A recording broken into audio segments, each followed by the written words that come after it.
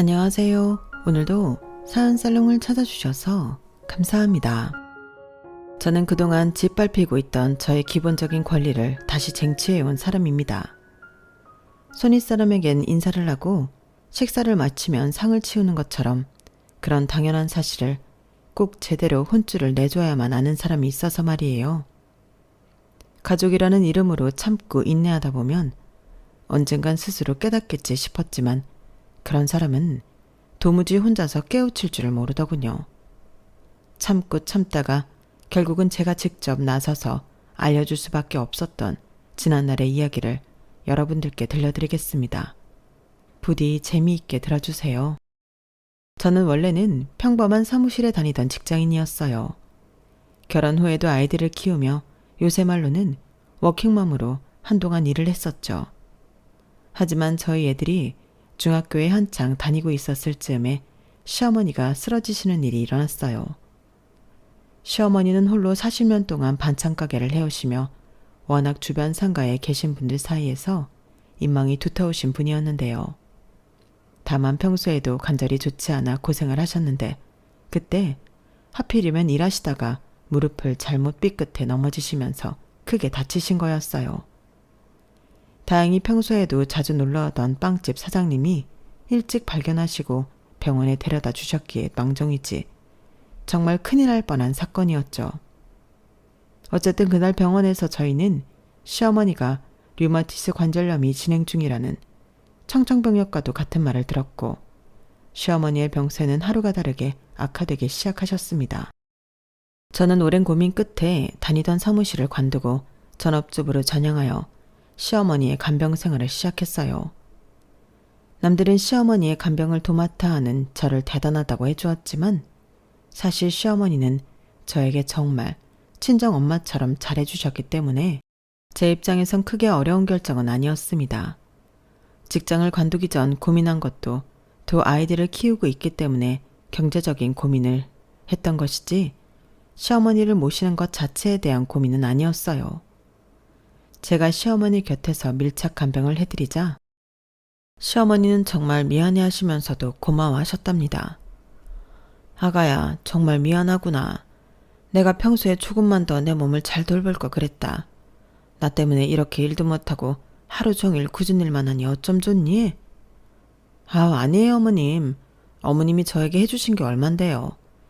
저는 부모 없는 애라고 어렸을 때부터 하도 손가락질 당해서 절대 이런 집엔 시집 못 올 줄 알았는데 어머님처럼 좋은 분을 시어머니로 만나게 될 줄은 정말 꿈에도 몰랐어요. 제가 민성이 재성이 키울 때 어머님이 도와주신 거 이렇게나마 조금 갚는 거예요.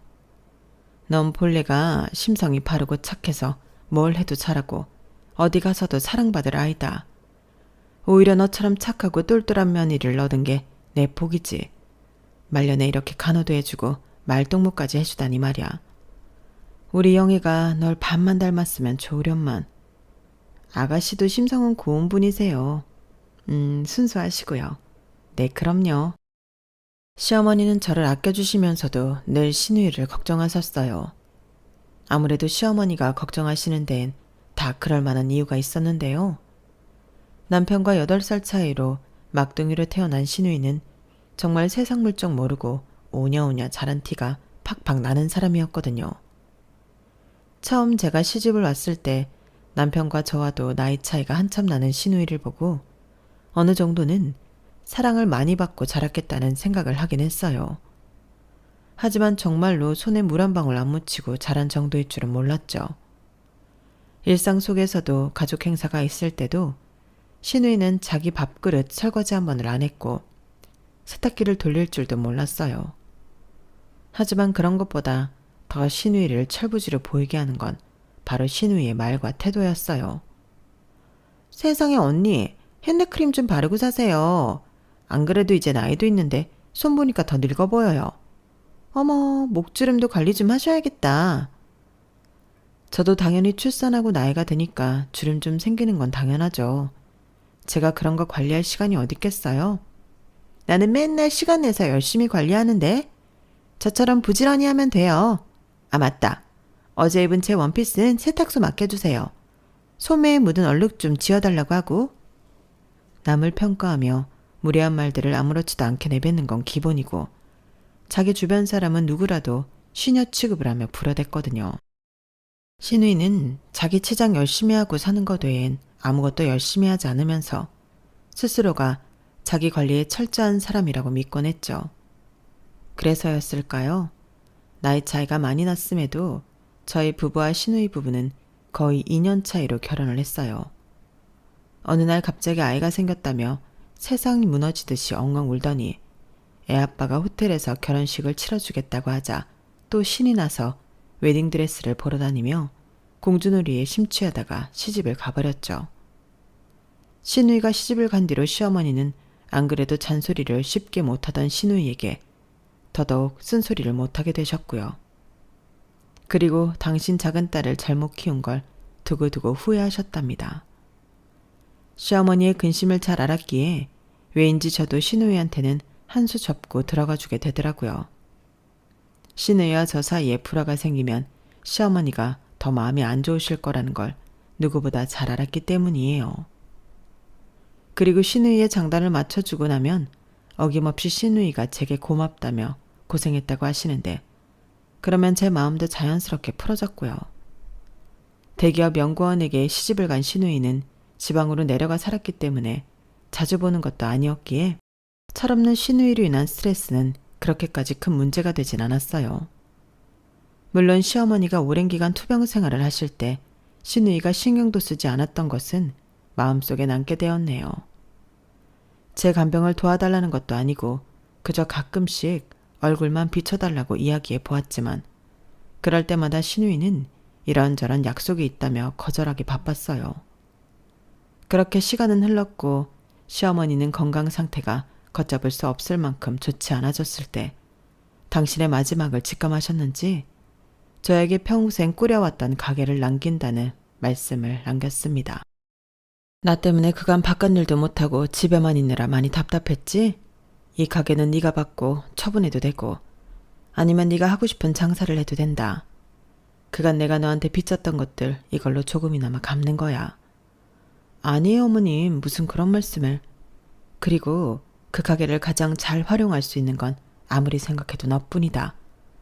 우리 애들은 너만큼 야무진 애가 없으니 뭘. 에휴. 너무 걱정하지 마시고 늦었으니 일단 주무세요 어머님. 그런 대화를 나눈 지 얼마 되지 않아서 정말로 시어머니는 하늘나라로 떠나고 말았어요. 그래도 참 다행이라고 느꼈던 건 주무시는 중에 편안하게 가셨다는 거였죠. 선하게 살아오신 시어머니였기에 아마 하느님이 보살펴 주신 게 아니었을까 싶네요. 아무리 어느 정도 예견된 이별이었다고 해도 저는 장례식 때 정말 많은 눈물을 흘렸어요. 남편과 신우이도 참 많이 슬퍼했고요. 신우이가 철은 없을지언정 그래도 시어머니 가실 때는 조문객도 열심히 받고 예의는 차리려고 하더라고요. 장례식이 모두 끝난 뒤 저희 가족과 신우이 가족은 마지막으로 근처 중국집에 가서 식사를 하기로 했는데요. 이런저런 이야기를 조용히 나누는데 갑자기 신우이가 이런 질문을 해오더군요. 그래서 장례식 비용은 어떻게 처리해? 보험 처리 얼마나 해준대? 나중에 정리해서 알려주겠다고 했잖아. 그 얘기를 꼭 지금 해야겠어? 이 얘기가 뭐 어때서? 우리 식사 끝나고 바로 다시 내려가야 되는데 미리 알고 가면 편하잖아. 엄마가 장례식 비용에 보태라고 남겨주신 돈 있어. 그걸로 우선 처리하고 남은 금액은 계산해 봐야 돼. 지금 당장 하기는 힘드니까 이따 저녁에 알려준다고. 뭐 알았어 그럼. 오빠는 그런 거나 좀 미리미리 계산해 놓지. 그리고 엄마가 너 앞으로 남겨주신 거 있어. 엄마 집이랑 그동안 모아두신 거. 주말에 같이 처리하면 돼. 가게는? 가게 얘기는 왜 안 해? 그건 저한테 물려주셨어요. 네? 엄마 가게를 언니한테 줬다고요? 왜요? 이 사람이 엄마 아프기 전부터 가게 일 많이 도와줬잖아. 간병할 때 옆에서 요리도 맨날 했고. 아, 그래요. 잘 됐네요. 그럼 엄마 레시피를 그대로 배운 거예요? 거의 그러지 않을까 싶네요. 어머님 편찮으시기 전에도 어머님이 가르쳐 주신 대로 요리를 거의 다 했었으니까. 어머, 잘 됐다. 우리 엄마 가게 음식 맛있었는데. 우리 다음 달에 서울로 이사 가면 언니가 엄마 대신 요리 많이 해주세요. 다음 달에 서울로 올라온다고요? 네, 남편이 다시 서울로 발령 났거든요. 엄마 손맛이 계속 이어진다고 하니까 너무 좋다. 앞으로 자주 가야겠어.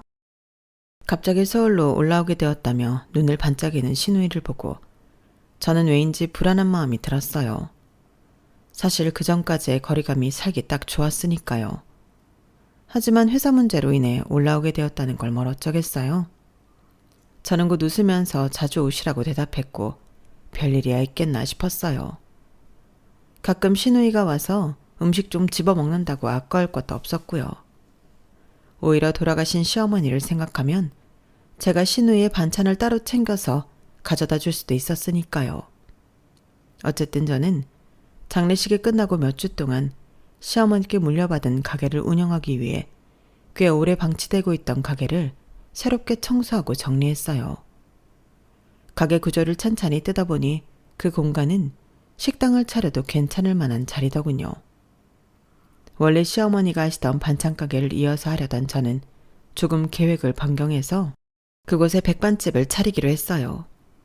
시어머니께 배운 반찬과 함께 김치찌개 아니면 된장찌개를 제공하면 근처에 있는 직장인들에게 인기가 좋을 것 같다는 생각이 들었죠. 저는 몇 주 동안 고민하다가 김치찌개, 된장찌개, 제육볶음 단 3가지 메뉴만을 파는 백반집 식당으로 시어머니의 가게를 새롭게 오픈했답니다. 당시 막 정년퇴직을 했던 남편이 가게를 같이 운영하기로 했지만 요리를 못하니 배달이나 잡일을 도맡아 하기로 했고요. 그렇게 오픈한 저희 가게는 예상보다도 더 잘 운영이 됐습니다. 근처 회사원들만 와서 점심 장사나 잘 되겠거니 했던 것이 아침에는 동네 어르신들이, 저녁에는 퇴근하는 직장인들이, 그 사이에는 주변 상가 직원들이 식사를 하러 오더군요. 특히나 집밥처럼 맛있는 반찬을 내어드리니 혼자 사는 사람들이 정말 많이 오시는 것 같았어요. 돌아가신 시어머니 보시기에 흐뭇할 거라는 생각이 드는 만큼 저는 가게가 잘 될수록 더 열심히 일을 했답니다. 그렇게 한 1, 2개월이 지난 뒤 서울로 이사를 마친 신우이가 저희 가게를 드나들기 시작했어요. 그리고 신우이는 묘하게 제 신경을 긁기 시작했죠. 신우이는 처음 왔을 때부터 가게 안을 무슨 부동산 보러 온 사람처럼 매 눈으로 꼼꼼히 살피면서 저한테 인사는 하는 둥 마는 둥 하더라고요. 이삿짐 정리는 다 끝났어요? 네, 여기 김치찌개랑 된장찌개도 같이 주세요. 제가 말을 걸들 말든 메뉴판만 보면서 대충 손짓으로 음식만 시키면서 말이에요. 저는 그 모습에 약간 기분이 상하긴 했지만 별로 티내진 않고 상을 차려줬어요. 신우이는 제가 반찬을 놓고 물병도 가져다주는 모습을 한마디도 안 하고 깐깐한 눈으로 쳐다보는데 저는 무슨 TV에 나오는 유명 셰프한테 심사라도 받는 줄 알았네요. 언니, 김치찌개가 너무 싱거운 거 아니에요? 고기를 이렇게 많이 주면 대체 뭐가 남아요? 어머님한테 배운 대로 한 거예요. 고기 그 정도도 안 넣으면 손님들 누가 오겠어요. 라면 사리는 저렇게 그냥 쌓아두는 거예요? 사람들이 막 퍼가면 어떡하려고요? 여긴 거진다 식사하러 오는 손님들이라서 라면 그렇게 많이 안 먹어요. 그리고 이것 때문에 여기 오는 손님이 얼마나 많은데요. 이거 그렇게 비싸지도 않고 손님들한테 퍼주기 좋아요. 수저는 개별 포장 같은 거 안 하세요? 이렇게 수저통에 전부 담아놓으면 개나 소나 다 손대는 거잖아요. 비위생적이게. 다른 식당이랑 별다를 거 없이 세팅하고 운영하는 건데도 신우이는 무리한 트집까지 잡으면서 이것저것 잔소리를 늘어놓았어요. 처음에는 신우이도 가게에 대한 애정이 있으니 좋은 마음으로 그러는 거겠지. 그렇게 좋게 생각하고 넘어가려고 했는데요. 한두 번 오고 말 줄 알았던 신우이는 그 뒤로도 몇 번이나 가게를 찾아오는 거예요. 그것도 올 때마다 5만 가지 잔소리를 장착하고서 말이죠. 그뿐만이 아니라 자기 친구들이나 주변 지인들을 전부 데리고 저희 가게를 찾아오곤 했어요. 그런 일이 여러 번 반복되니 마치 누구를 만날 때마다 저희 가게를 찾는 것만 같더군요. 언니, 지금 친구들 더 올 거거든요.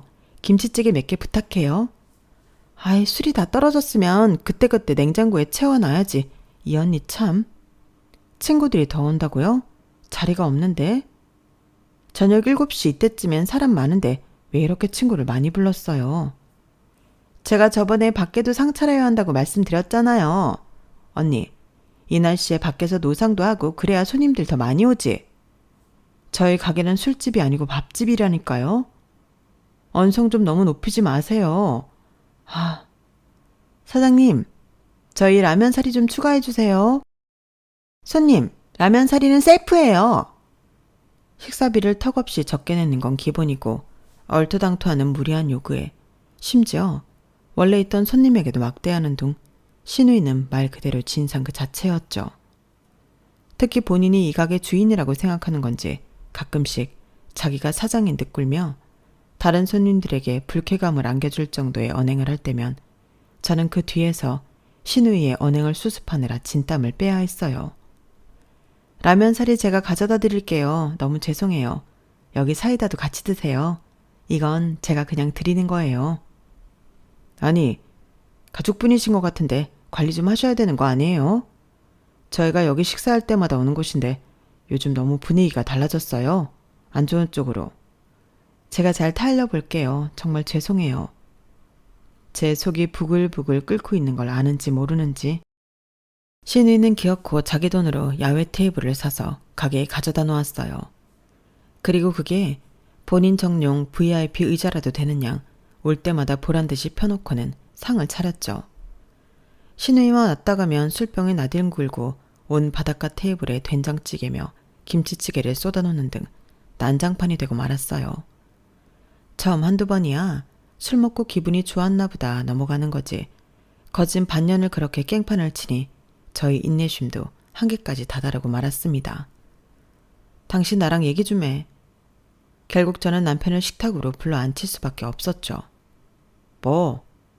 무슨 얘기? 내가 무슨 얘기를 하겠어. 아가씨 얘기 말고 내가 화낼 게 뭐가 있느냐고. 당신이 아가씨 불러서 얘기 좀 해봐. 아니 하루 이틀도 아니고 대체 언제까지 이럴 거야? 당신도 오며 가며 아가씨 하는 거 다 보고 있잖아. 어쩜 한마디를 안 하고 그대로 내버려둘 수가 있어? 그래도 꼬박꼬박 찾아와 주는 게 어디야? 뭐? 지금 아가씨랑 그 친구인지 뭔지 아는 사람들을 보고도 그런 얘기가 나와? 가게 앞에 사람들이 많으면 사람들한테 홍보가 될지도 모르잖아. 걔도 생각이 있어서 일부러 친구 많이 데려오는 거겠지. 친구들 많이 데려오면 뭐. 그 손님들 중에서 자기 목 내고 가는 사람은 하나도 없어. 떼거지러 와서 그 진상을 피우고 가는데 돈 내는 사람은 아무도 없다니까? 손님을 많이 데려올수록 가게 손해야 손해. 알았어. 내가 한마디 할게. 잘 좀 말해봐. 아가씨가 자꾸 가게에 와서 이렇게 진상 피우면 있던 손님도 다 떨어져 나가. 안 그래도 자주 오시던 분들이 한마디씩 한다고. 알았어. 남편은 손을 휘휘 저으며 알겠다고 했지만 저는 결정적일 땐 물러터진 남편을 알기에 마음이 불안할 수밖에 없었어요. 그래서 몇 번이나 단호하게 똑바로 말하라고 남편을 다그칠 수밖에 없었죠. 며칠 뒤 남편은 가게 안으로 들어오면서 자기가 동생한테 잘 얘기를 하고 왔으니 걱정 말라며 호언장담을 했어요. 그래도 제가 걱정한 포인트를 잘 알아들었는지 제가 불안해하는 내용을 알아듣게 설명했다고 하더군요. 그렇게 말해주니 저도 걱정을 한시름 덜어놓을 수 있었네요. 기분 탓인가? 정말로 그 이후로 며칠 동안이나 가게는 평화롭고 조용한 듯 했죠. 하지만 단 4일 만에 신우이는 다시 가게에 나타났어요. 물론 전처럼 자기 손님을 떼거지로 몰고 와서 진상을 피우는 짓은 하지 않았죠. 대신 절 보는 눈이 대단히 안 익고 왔어요. 신우이는 절 시키지도 않고 알아서 술병을 가지고 가더니 전보다 더 깐깐한 눈으로 가게를 샅샅이 훑어보며 선심을 쓰는 듯한 말투로 이런 말을 해댔어요. 언니, 오늘은 장사 끝나고 바닥 좀 깨끗하게 닦아놔요. 지난번부터 느낀 건데 여긴 바닥이 너무 더러워서 밥맛이 뚝 떨어져요. 그래도 여기가 우리 엄마 가게였는데 저도 가게가 망하는 꼴을 보고만 있을 수는 없잖아요. 잔소리라고 생각하지 말고 다 언니 잘 되라고 하는 말이니 곱게 들어주세요. 누구 때문에 장사를 접을 뻔했는데 그딴 소리를 하니 속에서 천불이 있는 것 같았어요. 그래도 전처럼 사람들을 많이 불러오거나 술을 거나하게 마시면서 진상을 피우진 않으니 참고 넘어가 주었는데요. 아무리 곱게 그냥 넘어가 주려고 해도 신우이는 계속해서 가게에서 식사를 때우며 제 속을 박박 긁는 겁니다. 사람들 불러서 소란 피우지 말라고 했더니 그것만 안 하는 대신 제 속을 뒤집겠다고 아주 작정을 한 것처럼 말이에요. 언니, 이거 반찬 맞는 지 오래된 거죠? 오늘 아침에 다 만들어 둔 거예요. 그날 만들어 두면 반찬은 다 나가서 남겨둘 것도 없어요. 진짜예요? 뭐 오늘 만든 것 같지가 않은데. 아휴, 엄마가 물려준 가게인데 영 그때 손맛을 못 따라가시네. 매번 말끝마다 자기 엄마가 물려준 자기네 집 가게였던 이런 레파토리를 붙이면서 자기가 이 가게 진짜 주인이라는 뉘앙스로 말하면서 말이죠. 그뿐만 아니라 신우이는 자꾸만 다른 손님들이 들으면 크게 오해할 만한, 식당 운영하는 입장에서 들으면 가슴이 철렁할 만한 이야기를 툭툭 던지는 겁니다. 일부러 주변 사람들 들으라는 듯이요. 방금 의자 아래로 뭐가 지나간 것 같았는데? 언니, 여기 식당에 벌레 있는 건 아니죠? 저희 업체 쓰면서 방역 철저히 하고 있어요. 무슨 벌레가 있다는 거예요? 아니, 분명히 밑으로 지나간 것 같았다니까요. 어떤 벌레가요? 아가씨가 확실하게 봤어요? 그냥 느낌만 가지고 그런 얘기를 하시면 어떡해요? 아가씨, 방금 한 말에 책임지실 수 있어요? 뭐 그럼 아닌가 보지. 뭘 그렇게 예민하게 굴어요. 우리 집 가게였던 곳이 깨끗하길 바라니까 하는 소리지. 참나. 깜짝 놀란 제가 단호하게 본인 말에 책임질 수 있겠냐고 되물으니 신우이는 그제야 목소리를 줄이고 툴툴대면서 슬그머니 꼬리를 내리더군요. 하지만 신우이가 자꾸 이런 소리를 해대면 위험하겠다는 생각이 번쩍 든 저는 그날 가게 마감을 마치자마자 녹음까지 되는 CCTV를 주문했어요. 그리고 바로 며칠 뒤에 가게 안에 설치해 놓았죠. 신우이가 지정석처럼 앉는 자리가 중점적으로 보이도록 애초부터 CCTV를 한 대 더 구매해 설치했고요.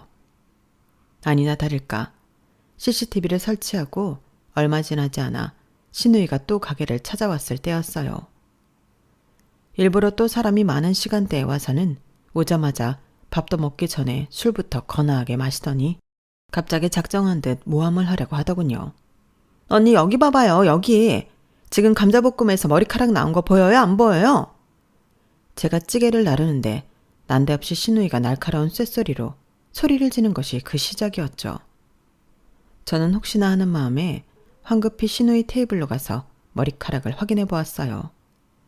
하지만 제 머리카락이라고 하기엔 신우이가 들고 있는 머리카락은 너무 길고 게다가 갈색으로 곱게 염색까지 되어 있었어요. 저와 남편은 둘 다 염색을 안 한 쇼컷머리였는데 말이에요. 저희 가족 중 머리 길이가 어깨를 넘어갈 정도로 길고 갈색으로 염색한 사람은 딱 한 명, 신우이 뿐이었죠. 저는 신우이가 치켜들고 있는 머리카락을 확인하자마자 주변 손님들이 다 들을 수 있을 만큼 명확한 목소리로 차분하게 말했습니다. 이건 저희 가게에서 나온 머리카락이 아니에요. 저희 가게에서 일하는 사람 중에는 이렇게 갈색으로 염색한 사람도 없고 머리가 이렇게 긴 사람도 없어요.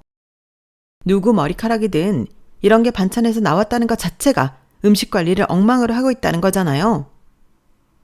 테이블 위에 음식 세팅해준 지 20분 지나서 저희 머리색도 아닌 머리카락이 발견된 게 100% 저희 가게 잘못이라는 건가요? 지금 이 머리카락은 길이도 색깔도 아가씨 머리색이랑 일치하는데요. 제 머리색 아니거든요? 이봐요 언니. 잘못을 했으면 잘못했다고 사과를 하세요. 그러면 제가 사람이 실수할 수 있지 하고 넘어가 드릴 거 아니에요? 왜 이렇게 박박 우기기만 하세요? 제가 저희 엄마 가게 관리 제대로 못한 거 가지고 뭐라도 하기라도 해요? 제가 관리를 소홀히 해서 일어난 일이 아니니까 그렇죠. 자꾸 허위 사실 얘기하면서 영업방해 하실 거면 이만 나가주세요. 다른 손님들한테 패끼치지 말고. 뭐라고요? 지금 말 다 했어요? 저희도 손님을 가려서 받을 권리가 있어요.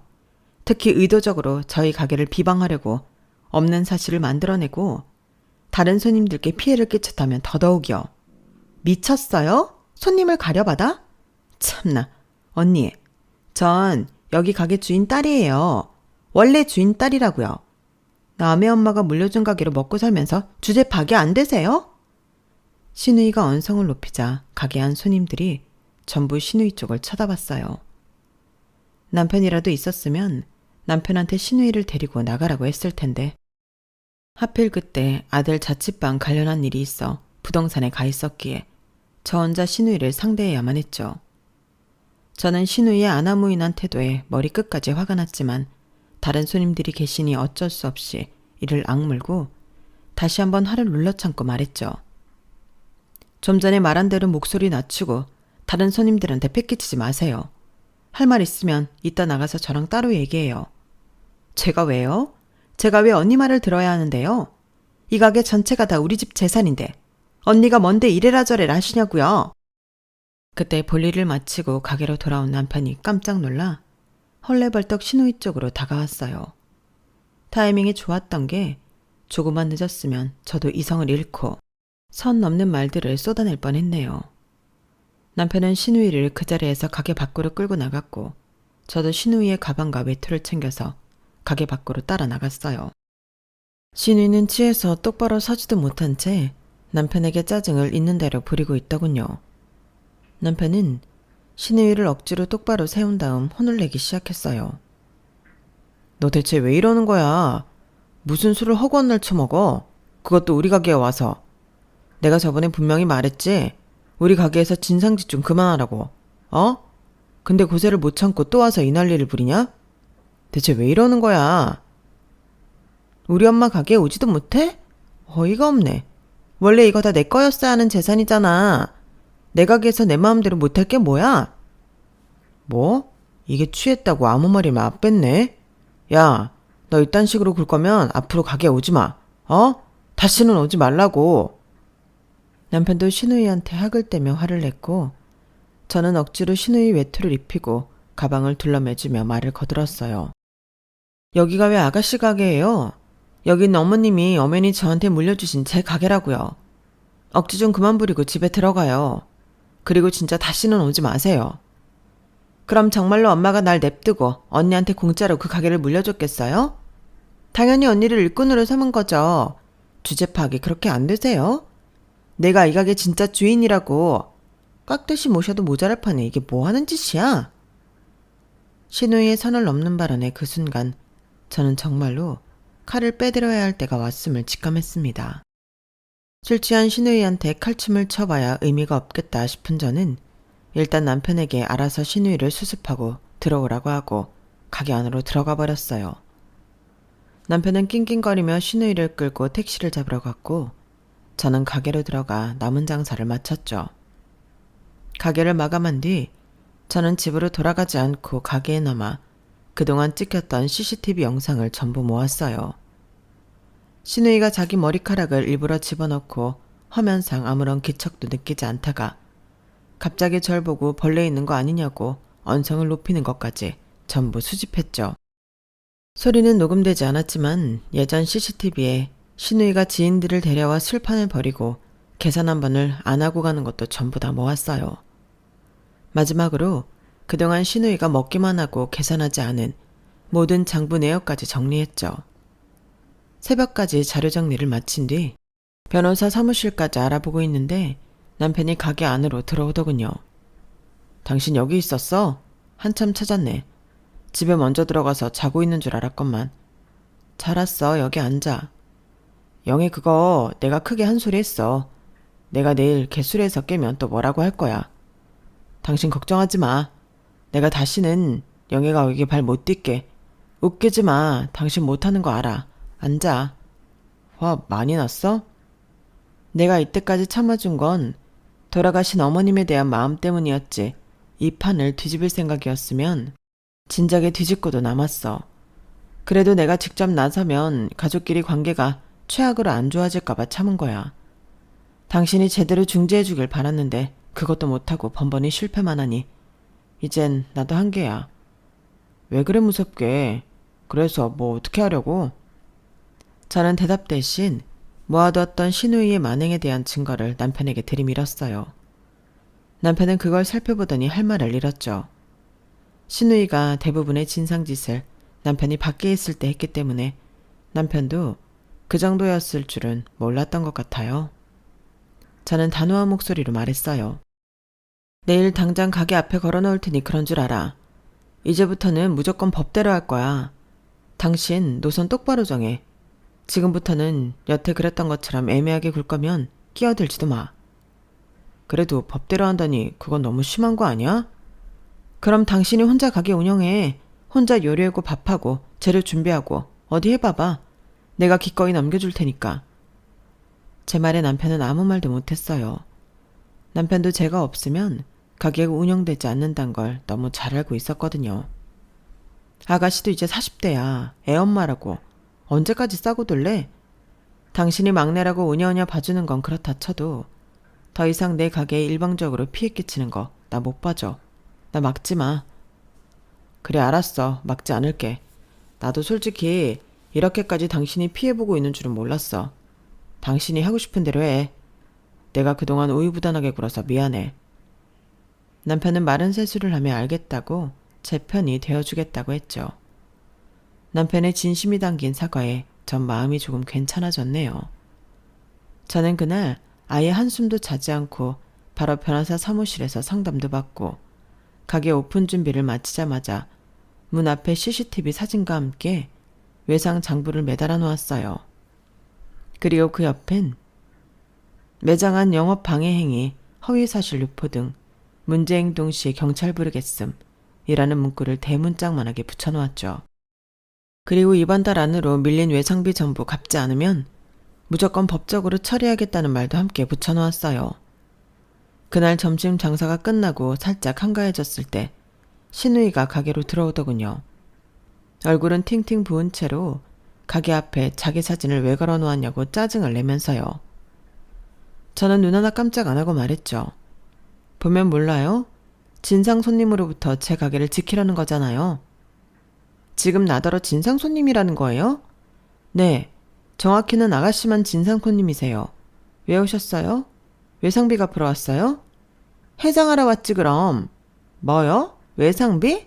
네, 식당에서 밥을 먹었으면 밥값을 내야죠. 그동안 밀린 외상비 이번 달 안으로 갚으라고 써붙인 거 못 봤어요? 내가 왜 돈을 내야 돼요? 그동안 제가 먹은 거 일일이 다 계산하고 있었어요? 외상비 안 내실 거면 나가요. 진산 손님한테는 밥 안 팝니다. 지금 우리 엄마 가게에서 나한테 돈을 받겠다는 거예요? 외상값 갚을 거 아니면 나가세요. 안 그럼 영업방해죄로 지금 바로 경찰 부를 거예요? 그동안 모아두었던 증거가 차고 넘쳐서 경찰 오면 바로 잡혀 들어가시겠네. 신우이는 얼굴이 벌개져서 아무 말도 못하고 입만 뻐끔거렸어요. 저는 그런 신우이를 무시하고 계속 하던 일만 했죠. 잠시 뒤 씩씩거리던 신우이는 문을 박차고 나가더군요. 그렇게 문을 박차고 나갔던 신우이는 정확히 3일 만에 다시 저희 가게로 들어왔어요. 한 손에는 제가 보낸 소장을 든 채로요. 언니, 이게 뭐예요? 네? 이게 다 뭐냐고요? 뭐긴요, 몇 번을 말해요. 이거 다 아가씨가 먹은 밥값이에요. 이달 안에 갚으세요. 뭐라고요? 이 돈을 제가 어떻게 다? 오늘이 27일인데 이달까지라뇨. 그럼 법대로 하는 거고요. 여지껏 아가씨랑 아가씨 친구들이 돈도 안 내고 먹은 밥값이랑 아가씨가 식당 안에서 영업 방해했던 증거들 다 가지고 피해 보상도 받아야겠네요. 여기 우리 엄마 가게인 거 잊었어요? 네, 그래요. 법원에서도 어디 그렇게 말해보세요. 신우이는 또 한 번 아무 말도 못하고 얼굴만 벌개져서 어쩔 줄 몰라 했어요. 저는 그저 돌부처처럼 제가 할 일만 묵묵히 했죠. 외상비가 1,000만인 단위였으니 3일 만에 어디서 구해오기가 난감하긴 했을 겁니다. 제가 그런 신우이를 보며 그러게 남의 가게에서 마음대로 술을 괴짝으로 마시기 전에 정신을 차리지 그랬어요. 하고 한마디를 툭 던지자 신우이는 절 죽일 듯이 노려보고는 문을 박차고 나가더라고요. 그 모습을 보니 마음이 통쾌하긴 했네요. 근 1년 동안 갑갑했던 마음이 뻥 뚫린 듯이요. 다음 날 저녁 신우이는 도저히 방법이 없었는지 저희 집으로 찾아왔어요. 이번에는 제 남편을 현관으로 불러내 있는 힘껏 징징대기 시작하더군요. 눈물까지 쥐어 짜내면서요. 하지만 저희 남편은 생전 처음 보는 단호한 모습으로 신우이의 말을 딱 잘라버렸어요. 그러게 누가 그렇게 술을 괴짝으로 처먹으래. 네가 나이가 몇 갠데 술 처먹고 진상짓만 하고 다니냐? 내가 커버해주려고 해도 떡하니 증거가 넘쳐나는데 그걸 무슨 수로 막아줘? 내가 신이냐? 오빠 와이프잖아. 언니가 나 못 괴롭히게 오빠가 말리라고. 내 와이프니까 내가 더 할 말이 없지. 내 와이프를 내가 어떻게 이겨? 그리고 네가 요만큼이라도 핑계거리가 있어야 말이라도 해보지. 네가 여태까지 요만큼의 여지도 없이 일방적으로 진상짓을 해왔잖냐. 고로 난 아무것도 못해줘. 가라. 남편은 신우이를 그대로 문 밖으로 밀쳐낸 뒤 깔끔하게 문을 닫고 들어와 버렸어요. 신우이가 문 밖에서 짜증을 부리든 말든 저희 부부는 하나도 신경 쓰지 않고 태연하게 잘 준비만 했네요. 그러자 다음날 아침 가게를 오픈하기도 전에 신우이가 저를 찾아왔어요. 돈 들고 왔어요? 제가 신우이 쪽은 쳐다도 안 보고 물어보자 신우이는 대답도 못하고 입술만 물어뜯다가 갑자기 제 앞에 무릎을 꿇더군요. 순간 저도 조금 당황하긴 했지만 이내 태연하게 행동했습니다. 이 정도로 호락호락하게 넘어갈 줄 일이었다면 처음부터 변호사 사무실은 찾아가지도 않았을 거라고 속으로 되뇌이면서요. 뭐 하는 거예요? 무릎 안 꿇어도 돼요. 밀린 외상비나 가져오시라고요. 알았어요. 언니가 이겼어요. 제가 죄송해요. 그니까 그 외상비 타령 좀 그만 좀 하시면 안 돼요? 그거 진짜 갚으라고 하는 소리 아니죠? 진짜 갚으라고 하는 소리가 아닌데 소장까지 적었겠어요? 그거 변호사 사무실 가서 적는 것도 다 비용 들어요, 아가씨. 저 장난하는 거 아니에요. 돈 가져온 거 아니면 이만 나가세요. 사과할 기회는 그 전에 이미 충분히 드렸고 그거 전부 본인이 걷어찼던 건 아가씨예요. 이제 본인 행동에 책임을 지세요. 아니, 어떻게 이렇게 매정해요? 제가 잘못했다니까요. 잘못했다는 말로 그 빚이 다 없어져요? 무슨 논리가 그래요? 저 진짜 돈 없어요. 언니가 소장 보낸 거 남편이 다 봐버렸다고요. 가뜩이나 남편이 카드도 다 막아버려서 돈 없는데 여기서 밥도 못 먹으면 전 어떻게 살아요? 그걸 왜 제가 봐줘야 하는데요? 일을 하세요, 일을. 일해서 돈 벌어서 밥도 드시고 외상비도 갚으세요. 제가 이 나이에 할 줄 아는 게 뭐가 있다고 어디 가서 일을 구해요. 신우는 결국 닭똥 같은 눈물을 뚝뚝 흘리며 신세한탄을 하기 시작했어요. 본인 자존심에 스스로의 치부를 드러내는 소리를 하기 죽도록 싫었을 텐데 정말 어쩔 수 없는지 줄줄이 자기 사정을 이야기하더군요. 신우이는 지방에서 살 때부터 자기 친구들이랑 술 먹는 걸 너무 좋아해서 한 달에 술값만 200~300만 원을 쓸 정도로 놀기만 했다고 해요. 그게 싫었던 신우이의 남편이 신우이 가족이 있는 서울로 올라오면 행동이 바뀔까 하고 서울로 직장을 옮긴 것이었는데요. 하지만 서울로 올라와도 신우이의 술버릇이 고쳐지지 않자 카드를 다 막아버리고 용돈도 주지 않았다고 합니다. 돈은 없지만 술자리를 끊을 수 없었던 신우이는 제 가게에 맨날 찾아와서 공짜 밥과 술을 얻어먹은 거였고요. 제가 보낸 소장을 본 신우이의 남편은 알아서 이 문제를 해결하지 않으면 이혼도 불사하겠다며 불같이 화를 냈다고 해요. 어떻게든 위기를 모면해야만 했던 신우이가 생각해낸 유일한 방법이 저를 찾아와 무릎까지 꿇으면서 싹싹 비는 것이었던 거고요. 신우이 이야기를 들으니 신우이의 인성과 상관없이 그냥 처지가 딱하다는 생각이 들더군요. 물론 저야 어려서부터 일을 하고 성실하게 살아야 했던 사람이니 그게 몸에 익혀진 거지 신우이는 평생 오냐오냐 이쁨만 받고 자라서 스스로를 책임지는 방법을 전혀 모르는 것 같았거든요. 저는 가만히 생각을 하다가 신우이한테 이런 제안을 했습니다. 그럼 저희 가게에서 일하세요. 매일 저랑 똑같이 일하고 아가씨 월급 중 일부는 제가 알코올 의존센터 치료비로 먼저 결제해버릴 거예요. 그러니 거기 가서 꾸준히 상담도 받으세요. 상담비를 제외한 금액도 반은 외상비를 갖고 반만 드릴 거예요. 이 조건으로 일하시겠어요? 여기서요? 나 요리 못하는데? 그럼 이혼 당하시든가요. 외상비도 알아서 갚으시고.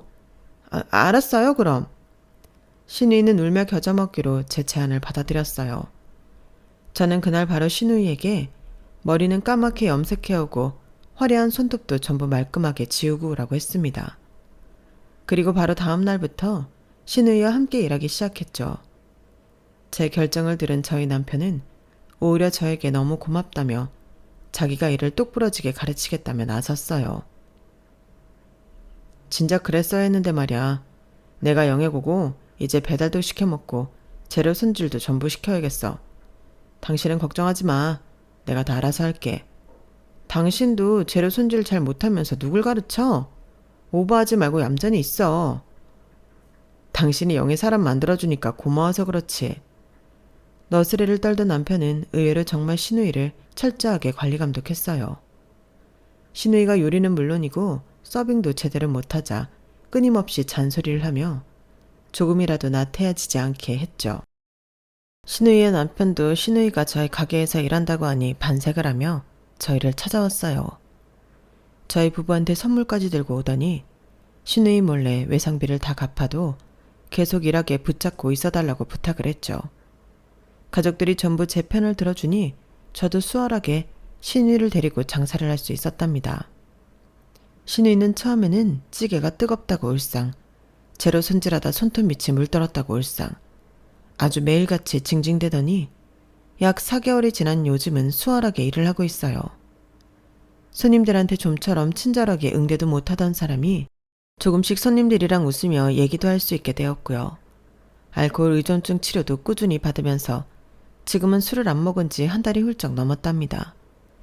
이제는 안색도 좋아지고 같이 가게 오픈 준비를 할 때면 두런두런 담소도 나눌 만큼 저희는 가까워지게 되었어요. 중간 과정이 힘들었지만 돌이켜 생각해보면 결국 이렇게 서로 잘 지내게 되어 시어머니가 하늘에서 보시기에도 좋아하실 거라는 생각도 드는 요즘입니다. 제 이야기는 여기서 마치겠습니다. 들어주셔서 감사합니다. 가족과 잘 살 수 있도록 응원해주세요. 그럼 다들 행복하시고 부자 되세요. 여러분, 사연 댓글에 응원과 현명한 조언 부탁드려요. 좋아요와 구독은 저에게 큰 힘이 됩니다. 오늘도 좋은 일 가득하세요.